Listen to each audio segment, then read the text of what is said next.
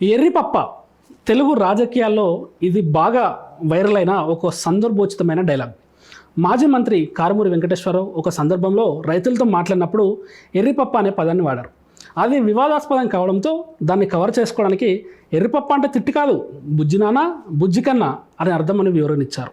అలాంటి వ్యక్తి ఇప్పుడు ఈడీ చిక్కుల్లో పడ్డారు. వైఎస్ఆర్ కాంగ్రెస్ పార్టీ అధికారంలో ఉన్న 5 ఏళ్ల కాలంలో మద్యం కుంభకోణం రవాణా విషయంలో జరిగిన భారీ అవినీతి లీలపై దృష్టి సారించిన కేంద్ర దర్యాప్తు సంస్థలు కారుమూరి హయాంలో వందల కోట్ల రూపాయల మేర అక్రమ లబ్ధి చేకూరినట్లు పక్కాగా లెక్కలు తేల్చాయి.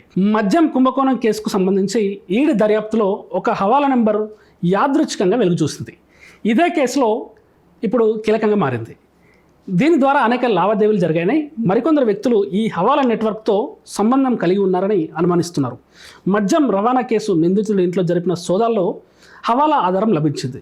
ఇప్పుడు 195 కోట్ల కుంభకోణంగా ఈడీ లెక్కగట్టింది. ఈ కేసుతో పాటు మరెన్నో కేసుల చిక్కుముడి విప్పనున్నట్లు తెలుస్తోంది. ఆంధ్రప్రదేశ్ బేవరేజెస్ కార్పొరేషన్ లిమిటెడ్ డిపోల నుంచి దుకాణాలకు మద్యం సరఫరాలో పెద్ద ఎత్తున అవినీతి జరిగిందన్న ఆరోపణలపై ఈడీ కేసు నమోదు చేసి దర్యాప్తు జరుపుతోంది.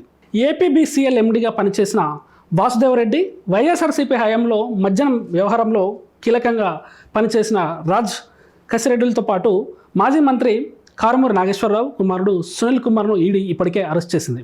దర్యాప్తులో భాగంగా ఈడీ అధికారులు కారుమూరి నాగేశ్వరరావు, సునీల్ కుమార్ల ఇంట్లో ఈడీ సోదాలు నిర్వహించింది. అనూహ్యంగా ఈడీ అధికారులకు కీలక ఆధారం లభించింది. వారి ఇంట్లో జరిపిన సోదాల్లో స్వాధీనం చేసుకున్న ఫోన్ను పరిశీలించగా ఒక కరెన్సీ నోటు ముక్కకు సంబంధించిన ఫోటో కనిపించింది. ఆ ఫోటోను ఒక నెంబర్కు పంపినట్లు అధికారులు గుర్తించారు. హవాలా మార్గం ద్వారా జరిగే లావాదేవీలన్నీ ఇలా సగం నోటు ముక్కతోనే జరుగుతుంటాయి. ఉదాహరణకి లెక్కల్లోకి రాకుండా హైదరాబాద్ నుంచి డబ్బును ముంబైకి లేదా కలకత్తాకి బదిలీ చేయాలంటే ఆ డబ్బును ఇక్కడ ఉన్న హవాలా ఏజెంట్కి ఇస్తారు. వారు ఆ ఏజెంట్ ఇచ్చే సగం నోటు ముక్కను తీసి ముంబై లేదా కలకత్తాలోని తమ వారికి పంపిస్తారు. ఆ వ్యక్తి ఆ నోటు ముక్క ఫోటోను ముంబైలోని లేదా కలకత్తాలోని హవాలా ఏజెంట్కి చూపితే డబ్బు ఇచ్చేస్తారు. సాధారణంగా పెద్ద మొత్తంలో జరిగే లావాదేవీలన్నీ హవాలా మార్గం ద్వారానే నడుస్తాయి. వైఎస్ఆర్సీపీ ప్రభుత్వ హయాంలో 195 కోట్ల మద్యం సరఫరా కాంట్రాక్ట్ను Sigma supply chain solutions private limited Prasad ట్రాన్స్పోర్ట్కు కట్టబెట్టారు. సిగ్మా సంస్థ నుంచి వల్లు సందీప్ అనే వ్యక్తికి చెందిన సుదర్శన్ కన్స్ట్రక్షన్ మద్యం రవాణా సబ్ కాంట్రాక్టు తీసుకుంది.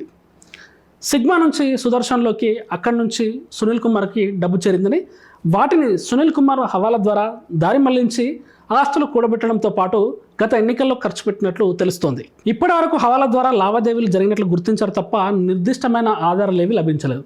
మొదటిసారి సునీల్ కుమార్ ఇంట్లో లభించిన నోటు ముక్క ఫోటో తిరుగులేని ఆధారంగా భావిస్తున్నారు. ఈ కుంభకోణం మొత్తం విలువ 195 కోట్లు ఉంటుందని ఈడీ అంచనా వేసింది. అందులో అధిక శాతం డబ్బు ఎటు మళ్లించారు అనేది ఈ ఒక్క ఆధారం బట్టబయలు చేయనుందని ఈడీ అధికారులు భావిస్తున్నారు. ఈ నోటు ముక్కకు సంబంధించిన ఫోటోను ఎవరికి పంపారో గుర్తించి ఆ వ్యక్తిని విచారించాలని అధికారులు భావిస్తున్నారు. తద్వారా మరిన్ని లావాదేవీలు బయటపడే అవకాశం ఉంది.